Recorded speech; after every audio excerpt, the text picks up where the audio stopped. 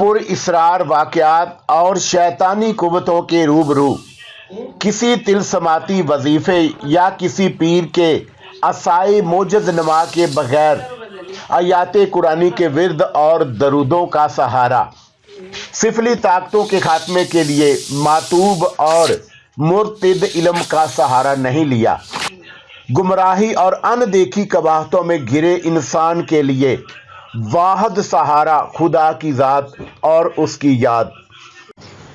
السلام علیکم دوستو، پیش خدمت ہے دیوانہ ابلیس ایپیسوڈ نمبر 19۔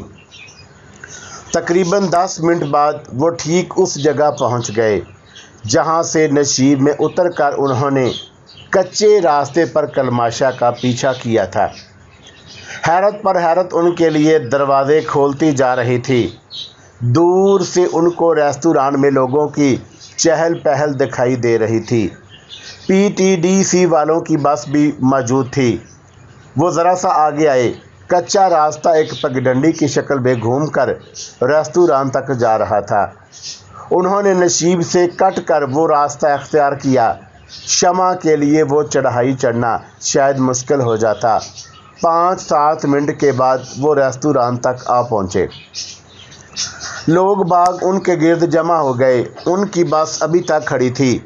جن لوگوں نے کلماشا کو دیکھا تھا جو شمع کو اغوا کر کے لے جا رہا تھا، انہوں نے فاروقی اور سہراب کو بھی اس کے پیچھے جاتے دیکھا تھا۔ کون تھا وہ جناب جو ان کو اغوا کر کے لے جا رہا تھا؟ آپ کو یہ کہاں سے ملی؟ وہ بدماش اب کہاں ہیں؟ اسے جان سے مار دینا چاہیے تھا۔ جتنے منہ اتنے سوال۔ فاروقی اور سہراب نے ان کو ہلکے پھلکے جواب دے کر جان چھڑائی اور بس کی جانب بڑھے۔ ڈرائیور اور کنڈکٹر ان کے پیچھے پیچھے چلے آئے۔ وہ اپنی سیٹوں پر بیٹھ گئے تو ڈرائیور ان کے پاس چلا آیا۔ بابو جی، کسی قسم کی مدد کی ضرورت ہو یا تھانے میں رپورٹ کرنا چاہیں تو؟ نہیں بھائی، ان جھنجھٹوں میں پڑنے کا وقت نہیں ہے ہمارے پاس۔ وہ حرامزادہ بھاگ گیا، ان کی جان بچ گئی، یہی کافی ہے۔ فاروقی کا اشارہ شمع کی طرف تھا۔ ٹھیک ہے جی، وہ سر ہلا کر لوٹ گیا۔ لو بیٹی، کافی پی لو، طبیعت بہل جائے گی۔ ایک آواز پر وہ تینوں چونک پڑے۔ کلنگا دونوں ہاتھوں میں کافی کا کپ اور سینڈوچ تھامے ان کے قریب کھڑی تھی۔ اس کا حلیہ ایک امیر کبیر عورت کا تھا اور وہ کچھ خجل سی دکھائی دے رہی تھی۔ کلنگا تم؟ سہراب نے اسے حیرت سے دیکھا۔ شمع نے اس کے ہاتھ سے کافی اور سینڈوچ لے لیے۔ تم کہاں چلی گئی تھی؟ میرا جانا بہت ضروری تھا سہراب بابو۔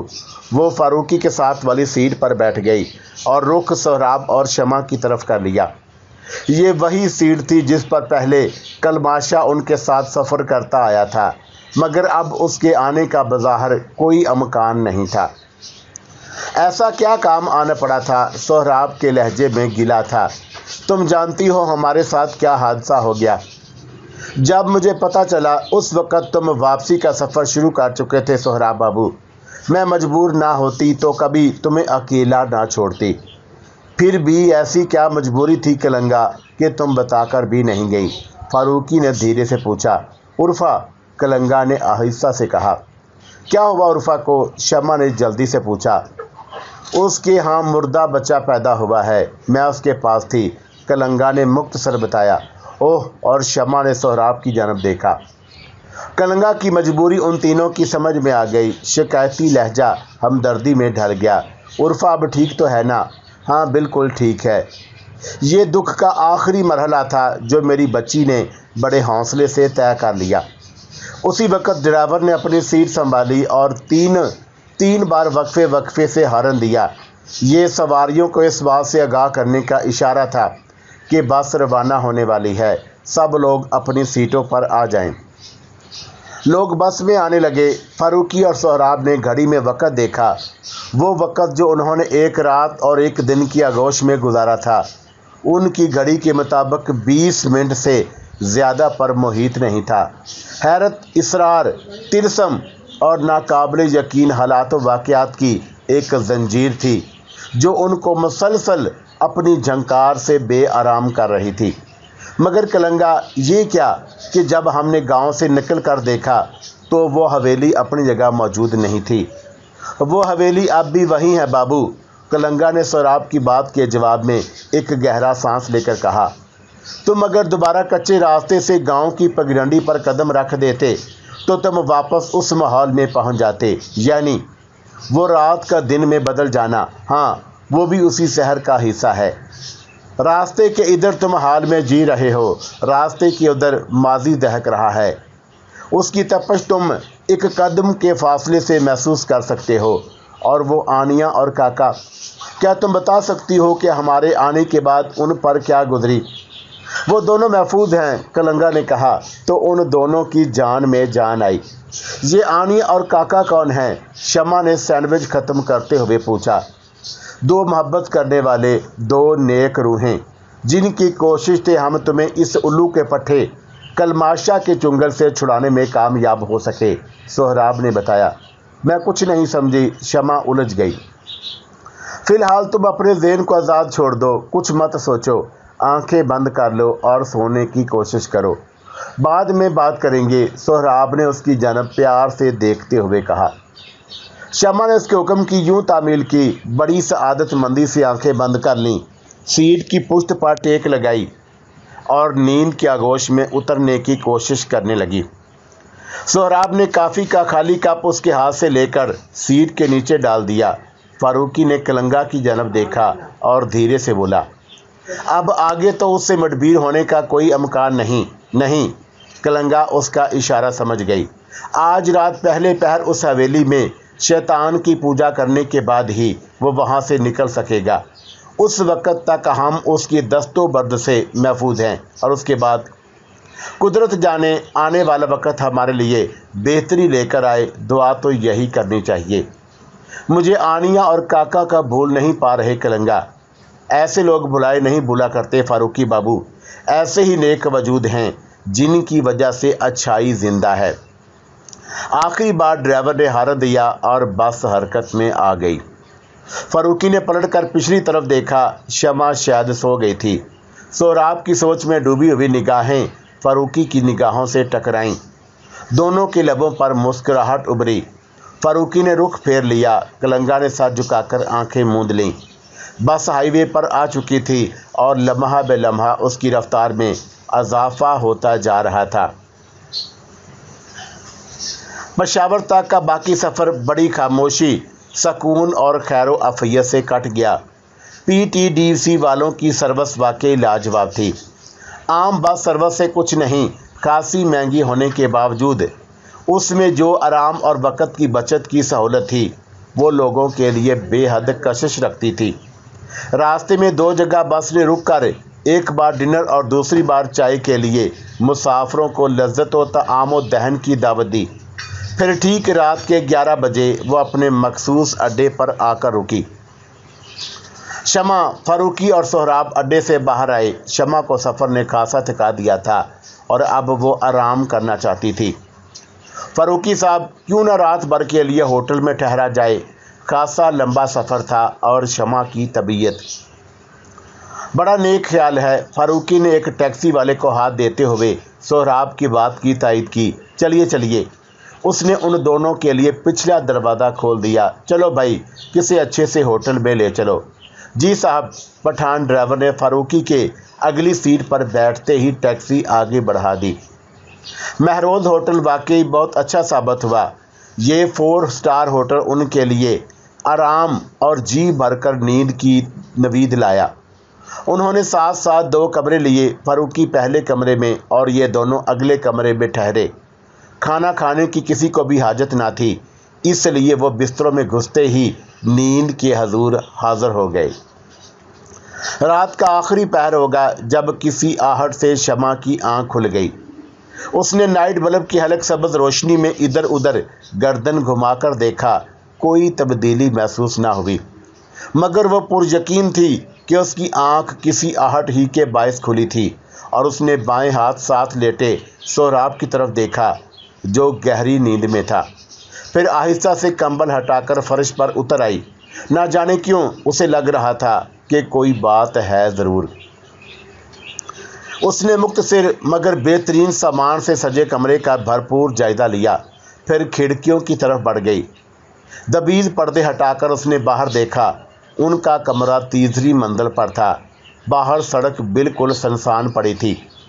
दूर दूर रोड लैंप वाले खंबे सर झुकाए खड़े गहरी सोचों में गुम थे। उसका जी चाहा कि खिड़की के पट खोल दे, मगर बाहर धुंध की लहर चल रही थी। उसने बगलों में हाथ दे लिए और कुछ देर वहीं खड़ी रही। फिर जब उसे खनकी महसूस होने लगी तो वो पर्दे बराबर करके पलटी और बिस्तर में आन घुसी। आंखें बंद करके उसने सोने की कोशिश की। सोहराब ने नींद ही में करवट ले ली और अब उसकी तरफ मुंह किए हल्के हल्के खराटे नशर कर रहा था। उसने बेहद प्यार से उसके खूबसूरत चेहरे को देखा, फिर दोबारा आंखें बंद कर लीं। थोड़ी देर बाद वो फिर नींद की आगोश में पहुंच गई। अचानक ही कमरा उसी शैतानी मौसीकी के शोर से गूंज उठा। उसने खुद को एकदम स्याह महल के तय खाने में पाया। खौफ और दहशत से उसका सारा जिस्म ठंडे ठंडे पसीने में डूब गया। वो चौबी दरवाजे से टेक लगाए फूली हुई सांसों के साथ सामने देख रही थी। तुम? कलमाशा ने अचानक किसी तरफ से नमूदार होकर उसको दहला दिया। तुम लौट आई, तुम्हें आना ही था। तुम मेरी कुव्वत के दायरों से बाहर जा ही नहीं सकती। और वो देखो उर्फा, वो भी आ गई। फटी फटी आंखों से शमा ने मौसीकी के ज़ीरो बम पर मदहोश रक्स करती घूमती आती उर्फा को देखा, जो आंखें बंद किए दीवाना वार नाच रही थी। उर्फा, उसने उसे पुकारा। उसे यकीन न आ रहा था कि वो दोबारा कलमाशा के चुंगल में फंस चुकी है।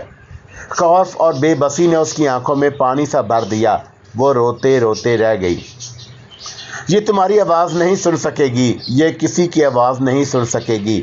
ये इस वक्त मेरे शहर में है, कलमाशा ने बड़े गरूर से कहा। नफीरियों, ढोल, दफ और शहनाई के साथ घुंघरुओं की झंकार ने शिद्दत इख्तियार कर ली थी। उर्फा अब एक जगह खड़ी रक्स का एक ख़ास जाविया बनाए सर झटक रही थी और उसका सर दायरे में रिदम पर घूम रहा था।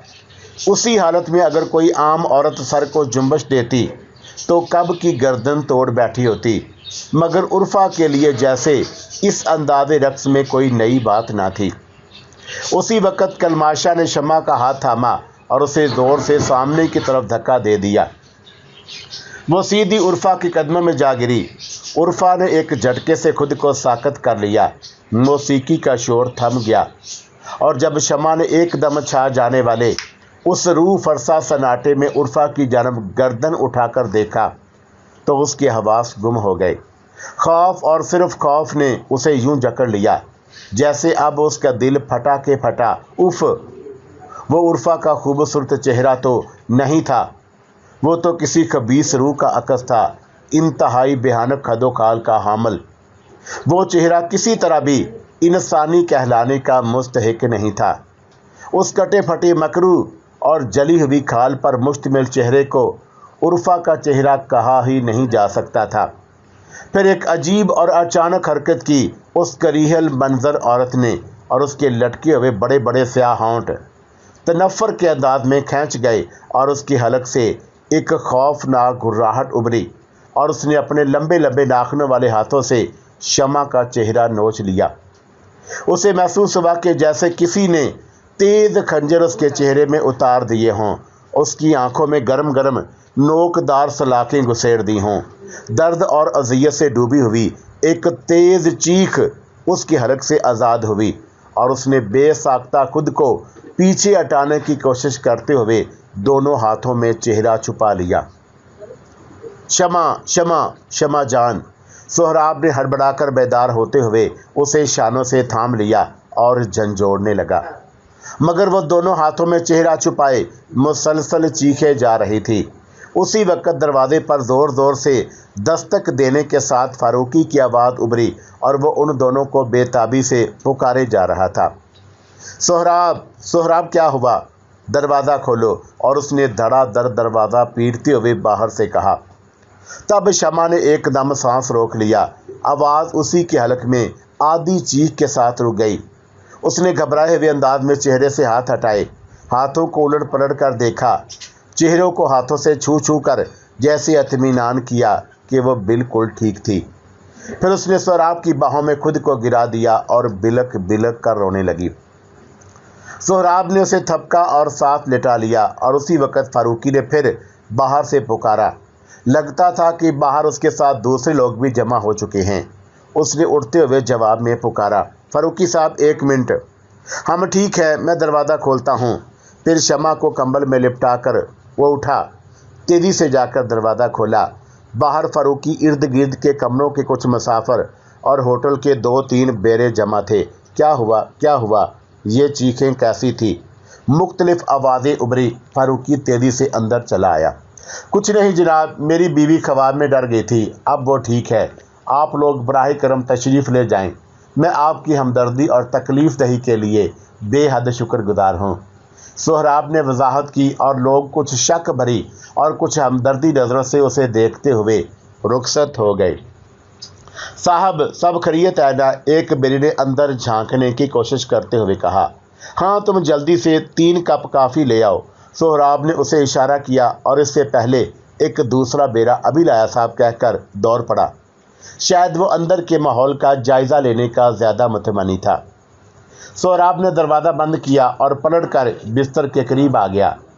फारूकी तब तक बिस्तर के पास पड़ी कुर्सी पर बैठ चुका था और शमा उसे रुक रुक कर अपना ख्वाब सुना रही थी। सोहराब ने करीब जाकर कुछ कहने की बजाय सिर्फ शमा का बयान सुनने को तरजीह दी और जब शमा अपना ख्वाब पूरा बता चुकी तो एक बार फिर उसने खौफ से लर्ज कर चेहरा हाथों में छिपा लिया। ये ख्वाब ही था शमा जान, तुम तो बहुत ज़्यादा खौफजदा हो गई। सोहराब ने उसके सर्द हाथों को हाथों में लेकर मसलते हुए कहा। शमा ने उसे अपनी खौफ से सफ़ेद पड़ती हुई आंखों से देखा। वो ख्वाब को ख्वाब समझकर भी दहशत ज़दा थी। फारूकी ने कुछ सोचते हुए खुद को कुर्सी पर नीम दराज कर लिया। उसी वक्त बेरे ने दरवाजे पर दस्तक दी। आ जाओ, सोहराब ने उसके जवाब में कहा। दरवाज़ा खुला और बेरा काफ़ी लेकर ट्रे हाथों पर उठाए कमरे में दाखिल हुआ। उसने ट्रे उनके पास बड़ी तपाई पर रखा। इधर उधर वर्जीदा नज़रों से कमरे का जायज़ा लिया। शमा के जर्द चेहरे को गौर से देखा, फिर पलटा और चल दिया। सुनो, सोहराब ने उसे जाने से रोका। जी साहब, वो रुख उसकी तरफ करके बोला। नाइट शिफ्ट पर कोई ज़िम्मेदार आदमी मौजूद है क्या होटल में? जी, असिस्टेंट मैनेजर साहब हैं। तुम जाओ, सोहराब ने कहा और सलाम करके बाहर निकल गया। क्या काम पड़ गया मैनेजर से? फारूकी ने पूछ लिया। मैं चाहता हूं कि सुबह पहली फ़्लाइट से लाहौर निकल जाएं। मैं अब ज़्यादा देर इधर उधर वक्त गुजारने के मूड में नहीं हूं। अच्छा फ़ैसला है, फारूकी ने तायद की।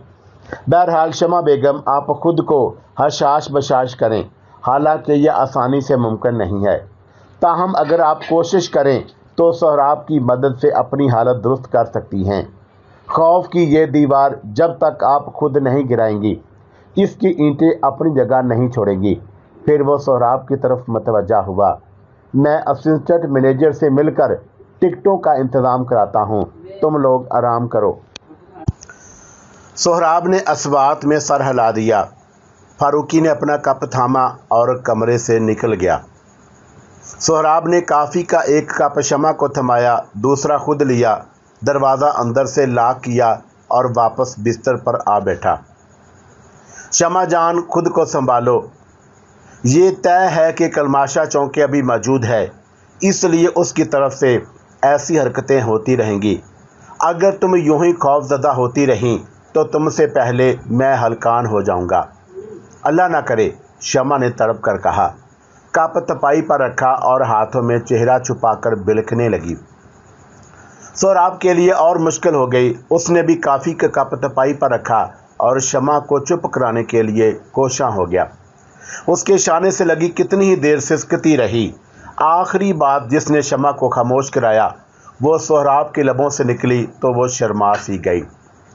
शमा जान, तुम्हारी कोख में मेरा बच्चा है। तुम्हारी वगरगू हालत इसके लिए भी ख़तरनाक हो सकती है। बस अब और मैं क्या कहूँ, खुदा के लिए खुद को संभालो। शर्माकर शमा ने उसके सीने में मुंह छुपा लिया। वो उसका शाना थपकता रहा। कुछ देर बाद शमा के थके हुए जहन ने ऊँग ली और वो गनूदगी के समुंदर में उतर गई। सोहराब ने आहिस्ता से उसे बिस्तर पर लिटाया। उस पर कंबल दुरुस्त किया, अपना कॉफ़ी का कप ख़त्म किया और लेट कर कंबल ओढ़ लिया। नाइट बल्ब जल रहा था। उसने कमरे की ट्यूबलाइट भी ऑफ ना की। वो नहीं चाहता था कि शमा दोबारा उठकर डर जाए।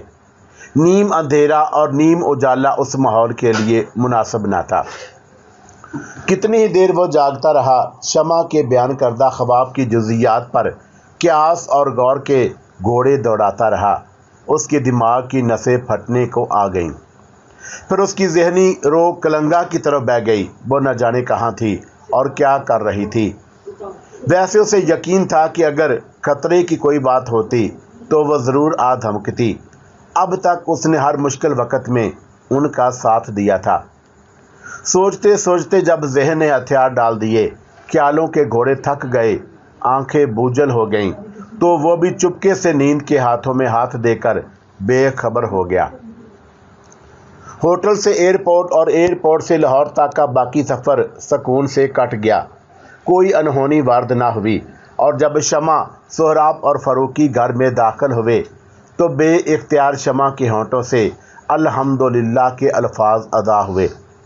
ताहरा बेगम उनके अचानक लौट आने पर भी हैरान भी हुई और खुश भी। वो अकेले रहते रहते खासी बेजार हो गई थी। शमा को सोहराब ने मना कर दिया कि ताहरा बेगम से किसी बात का तज़किरा ना किया जाए। फ़ारूकी जाना चाहता था मगर सोहराब ने इसरार और फिर सख्ती से उसे रोक लिया। वो नहीं चाहता था कि इन हालात में वो तीनों एक दूसरे से दूर रहें। एनेक्सी के साथ मेहमान खाने के नाम पर 2 और कमरे मौजूद थे, मगर सोहराब ने फ़ारूकी की एक ना सुनी और उसे कोठी के अंदर अपने सामने वाला कमरा ठीक करा दिया। फ़ारूकी इन मियाँ बीवी की मोहब्बत से बेहाल हो रहा था। घर वालों और रिश्तों का एहसास उसे बार बार जज्बाती कर देता था। ताहम सोहराब और शमा ने उसे संभाल लिया और नाश्ता करने के बाद फ़ौरन वो अपने अपने कमरे में आराम के लिए घुस गए। शमा और सोहराब सह-पहर 3 बजे बेदार हुए। मुलाजम से पता चला कि फ़ारूकी काफ़ी देर से जाग चुका है और ड्राइंग रूम में उनके जागने का मुंतज़िर है। वो दोनों फ्रेश होकर ड्राइंग रूम में आए तो बाबा ने चाय लगा दी। चाय से फारग होकर सोहराब ने फ़ारूकी और शमा को मुखातब करते हुए कहा, देखिए साहबान, अब तक जो हुआ सो हुआ, अब आइंदा के लिए क्या प्रोग्राम है? मैं क्या कह सकती हूँ? शमा ने फीकी सी मुस्कुराहट के साथ कहा। उसे जैसे गुजरे हुए वक़्त ने छू लिया। उसके चेहरे के तासरात धुआं धुआं हो गए। भाभी, फ़ारूकी ने पहली बार उसे उस रिश्ते से पुकारा। शमा ने चौंक कर उसे देखा और नहाल सी हो गई। लगता है कि आपका भाभी कहना शमा को अच्छा लगा है फ़ारूकी साहब, सोहराब ने कहा। हाँ, बहुत अच्छा लगा, शमा ने हंसकर कहा। आप कहिए भाईजान, क्या कहना चाह रहे थे? उसने जवाबी रिश्ता अनाउंस किया। वेरी गुड, फ़ारूकी ने उसे प्यार से देखते हुए चुटकी बजाई। ये इससे भी अच्छा लगा। बहरहाल मैं ये कहना चाह रहा था कि क्या अब भी आपके दिमाग पर उस ख्वाब बाकी है? ख्वाब? शमा ज़हरे लब बड़बड़ाई। क्या वाकई वो ख्वाब था? मैं अभी तक यही फैसला नहीं कर पाई। वो ख्वाब ही था भाभी, फ़ारूकी ने अपनी बात पर जोर दिया, मगर शायद वो इतना भयानक था कि आप अभी तक उसे ख्वाब तस्लीम करने पर तैयार नहीं हैं। आपका जहन उसके बद असरात से इस कदर मुतासर हुआ है कि वो आपको हकीकत की तरह तलख लगता है। हाँ, शायद आप ठीक कह रहे हैं, शमा ने खोए खोए लहजे में कहा। वो दोबारा जहनी कश्मकश में मुब्तला हो गई थी। वो जैसे अपने जहन में गुजरे हुए सारे वाक़यात को फ़िल्म की सूरत में मुतहरक देख रही थी। उसी वक्त दरवाजे पर आहट हुई। सोहराब और फ़ारूकी का रुख दरवाजे की जानब था। जब शमा उस तरह सोफ़े पर बैठी थी और उसकी पुश्त दरवाजे की तरफ थी। आइए आइए अम्मी, ताहरा बेगम को कमरे में दाखिल होता देखकर सोहराब ने जल्दी से कहा। फ़ारूकी ने भी उठकर उन्हें सलाम किया। वो जवाब देते हुए आगे चली आईं और फिर जूँ ही वो शमा के साथ वाले सोफ़े पर बैठने लगी और शमा की नज़र उन पर पड़ी, वो एकदम चीख कर उठ खड़ी हुई। तुम? उसने खौफजदा अंदाज में ताहरा बेगम की तरफ उंगली उठाई और उछल कर परे हो गई। सोहराब, फ़ारूकी और ताहरा बेगम तीनों हैरत से गंग हो गए। फिर सोहराब ने उठकर चीखती हुई शमा को शानों से थामा और उसे झंझोड़ते हुए बुलंद आवाज में बोला, शमा, होश में आ जाओ शमा, ये तुम्हारी अम्मी हैं। नहीं नहीं, वो बदस्तूर चीखते हुए उसकी बाहों में ढेर हो गई। आखिरी अल्फाज जो उसके होंठों से निकले थे वो थे, तुम उर्फा तुम। सोहराब ने उसे हाथों पर उठाया और उसे सोफे पर लिटा दिया। ताहरा बेगम लपक कर उसके करीब चली आईं और उनके चेहरे पर हवाइयाँ उड़ रही थी। फारूकी अलग मसमे में फंस गया था और सोहराब की समझ में ना आ रहा था कि क्या करे। उसी वक्त बाबा तेज तेज चलता हुआ कमरे में दाखिल हुआ। वो शायद शमा की चीख सुनकर भागा आया था।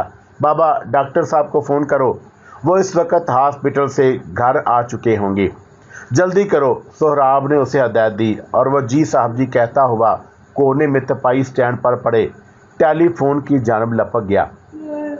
फ़ोन इंडेक्स खोलकर उसने डॉक्टर अरसलान का नंबर देखा और डायल करने लगा। इसे क्या हो गया है बेटे, और ये उर्फा कौन है? ताहरा बेगम ने परेशानी से रूहानी आवाज़ में पूछा। कुछ नहीं अम्मी, उसने कल रात कोई खौफनाक ख्वाब देखा था, बस उसी का असर अभी तक उसके जहन और दिल पर मौजूद है। सोहराब ने आधा सच बताकर ताहरा बेगम की तसल्ली करना चाही। या अल्लाह खैर। वो शमा की बालों में उंगलियां फेरते हुए आयात का विद करके उस पर दम करने लगी।